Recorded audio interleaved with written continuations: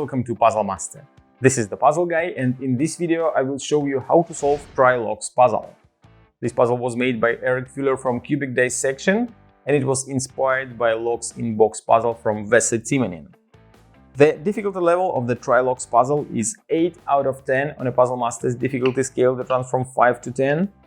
And the goal of the puzzle is to fit all parts inside the frame in such a way that none of them will be on top of another and you can fit all parts inside. As you can see, this brass piece is now on top of aluminum piece, and that is not allowed in the final solution. You can put two parts together to make a corner, but you can't put a piece on top of another. You will say that it's an impossible puzzle since it is packed quite tight inside the box and there is no space so that you can fit this tiny piece of the brass part inside. But there is a solution and you have to find it. It is quite a nice solution. It's a quite nice aha moment when you figure out how to fit parts inside. This puzzle was made from wood, aluminum and brass, and it is quite a good looking puzzle which you can put on your puzzle shelf or on your desk. If you like the Trilocks puzzle and you want to buy it, go to puzzlemaster.ca, and if you want to see the solution of this puzzle, keep watching the video. And now I will show you how to solve the puzzle. So first of all, I'm gonna remove all parts from the frame and start solving, but by putting parts one by one. So I'm gonna grab the aluminum piece, the largest one, and put it right here. Then I'm gonna put the smallest aluminum piece here.